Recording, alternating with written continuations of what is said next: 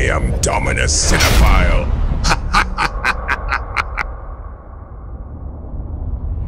Welcome to my movie and TV series reviews, where I will provide honest opinions of the latest releases. If the movie or TV series is a hit or a miss, be sure to know I will inform you. But if the movie or series is trash, be also sure to know that I will trash the hell out of the movie. I am Dominus Cinephile. And the movie on the review table today is the Nollywood film, The Origin, Madam Koi Koi. Released in 2023, the movie is a two-part horror film produced by J. Franklin Jatubo and Dale Falola. The movie narrates the story of the well-known Madam Koi Koi myth, an urban legend prevalent in Nigeria, Ghana, and South Africa. This two-part feature became available for streaming on Netflix on October 31, 2023. It features a cast of prominent Nollywood actors, including Ireti Doyle, Martha Ehinome, Nene Nwanyo, Chioma Chukwuka, Deyemi Okanlawon, Omowunmi Dada, Ejiro Onojaife, Chuks Joseph, Kevin T. Solomon, Temidayo Akinboro, and Iremide Adeoye. On October 31st, Netflix released the first part of this two-part series, with the concluding second part airing on November 7th. The timeline for this annoying would-be horror movie is set between 1971 and 1991. The film narrates the story of Amanda, Martha Ehinome, a young schoolgirl who was recently transferred to a new school. Struggling to integrate into her new environment, she experiences strange and terrifying dreams, leading her to the conclusion that there is something wrong and sinister about the school. Amanda's friend, Edna, warns her to steer clear of the popular boys in school, as those who get close to them end up getting hurt. A few days later, Ibukan, Ejiro Onojaife, one of the girls who recently started hanging out with the popular boys, becomes a victim of gang assault by them. Right after this incident, Idaho, one of the students who lured Ibukan into the trap, is killed by an unknown entity as he attempts to chase after her. Now that we've covered the synopsis of this movie, labeled a horror flick by Netflix, let's delve into it to determine if the film lives up to the horror expectations typically associated with the genre. There's quite a bit to unpack from this poorly executed film, which falls far short of delivering a genuine horror experience. First and foremost, let me provide a bit of history surrounding this widely known urban legend, particularly famous among boarding schools in Nigeria, Ghana, and South Africa. Madam Koi Koi, also known as Lady Koi Koi, Miss Koi Koi, Madam High Heel, or Madam Moke in Ghana, and Miss Konkoko in Tanzania, is a ghost in Nigerian and African urban legend. She is said to haunt dormitories, hallways, and toilets in boarding schools at night. In day schools, her presence is felt in toilets and among students who arrive too early or leave too late. She is often depicted wearing a pair of red stiletto heels or a single heel. She is one of the most well-known boarding school ghosts in Nigeria, Ghana, and South Africa. The name, Madam Koi Koi, is derived from the sound her heels make whenever she comes to prey on students at night. In Ghana, the name, Madam Moke, is taken from the Ghanaian word for high stiletto heels. The urban legend or myth about Madam Koi Koi in Nigeria is incredibly fascinating, laden with the horror that often accompanies such stories. She was portrayed as a stylish teacher in a secondary school, renowned for her beauty and distinctive red heels. As she walked through the hallways, the sound of her shoes would echo as Koi Koi, giving rise to the name, Madam Koi Koi. It was rumored that she treated students poorly, often resorting to unprovoked physical punishment. Her dismissal came after she slapped a female student, causing injury to her ear. On her journey back home, she met with an accident and died. Before her demise, she vowed to seek revenge on the school and its students. Not too long after, students of the secondary school reported that at night, they would hear a koi koi sound in the hallways of their dormitories after lights out, reminiscent of the clicking of heels on a floor. In another account, she was described as an extremely cruel teacher who would relentlessly flog her students at every opportunity. Some asserted that she was a sadist, using her role as a teacher as an excuse to inflict extreme pain and torture whenever she pleased. Frustrated by the school management's failure to address her behavior, the students decided to take matters into their own hands. One night, as she was leaving the school, the students cornered her, gagged her to stifle any screams, and proceeded to beat her mercilessly, ultimately causing her death. Upon realizing the situation, they disposed of her body over the school's back fence and fled, hoping to mislead witnesses into thinking that the damage was caused by an armed robber. Gradually, every student disappeared except the one who had hit her with the shoe. He consistently shared the story of what he and the others had done, insisting that he heard the sound of high heels clacking around his hostel every night, believing it meant that she was coming for him. However, no one believed him. One night, he decided to investigate the source of the sound. Unfortunately, he was beaten to death, and his lifeless body was discovered the following morning.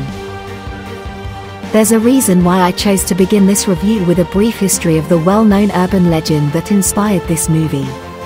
Bear with me as I delve into the shortcomings of the director and the writers of this film. I've consistently asserted, and I'll continue to do so, that many Nollywood filmmakers lack the knowledge or technical expertise required for films of this nature. Even in the realm of ordinary drama flicks, perfection is yet to be achieved. However, in this instance, the director and the team attempted to tackle the horror genre, resulting in an utter disaster. If a movie could embody epic fail and disaster, this one would be the face of it. I chose to watch this movie after a friend recommended it. My interest was naturally piqued by the title. As being Nigerian, I am quite familiar with the Madam Koi Koi story. I wanted to see if the movie would do justice to this well-known horror urban legend. Regrettably, justice for this urban legend was unequivocally tossed into the gutter. This stands out as one of the most absurdly crazy horror movies I have ever seen.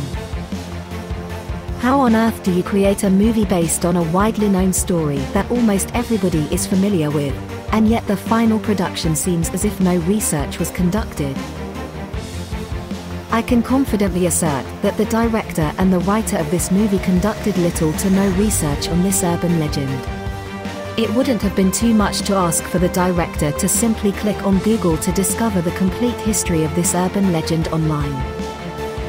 Labeling this movie The Origin, Madam Koi Koi is a blatant facade used to entice people into watching it. It was infuriatingly deceptive. While watching the first installment of this movie, I repeatedly told myself that nothing in this film comes close to the popular urban legend.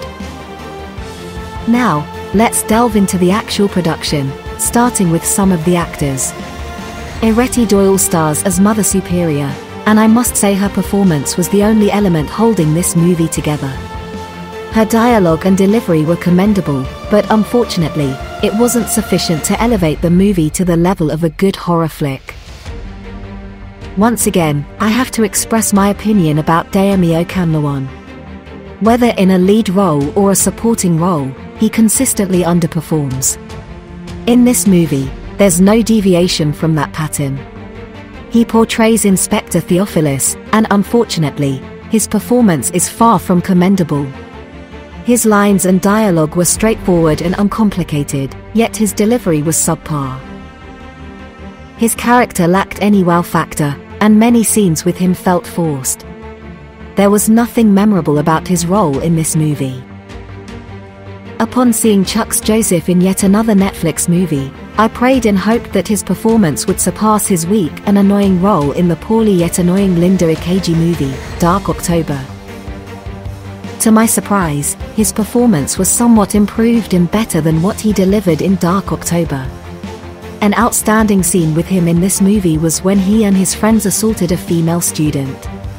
The director captured it well, earning a thumbs up from me. However, other scenes with him were somewhat average, and the dialogue didn't contribute positively, blame for which I place on the scriptwriter. This movie partly revolves around Martha Ehinome, who takes on the lead role. Remember that thing I keep emphasizing about Nollywood lacking teenage actors? Well, it comes into play here. Martha Ehinome is not a teenager, and most of the female actors portraying students on screen in this movie are not teenagers either. Martha is precisely 26 years old. While I acknowledge that she and the other ladies in this movie may look young while wearing school uniforms, Martha's performance was inconsistent for me. In some scenes, she delivered well, but in others, it fell flat. Overall, her performance was just average for a lead actor in a movie. Keep in mind that she has been in well over 10 movies and series in the industry, and she couldn't manage an above-average performance as a teenager in this movie. Chuks Chukwuka, like Ireti Doyle, performed admirably as Baba Fawole, making their scenes together captivating and meaningful. However, a significant issue with his character was the inconsistency. He transitioned from an intelligent, well-spoken old man to a character that seemed to lack any form of education. To be honest, his character was a bit confusing.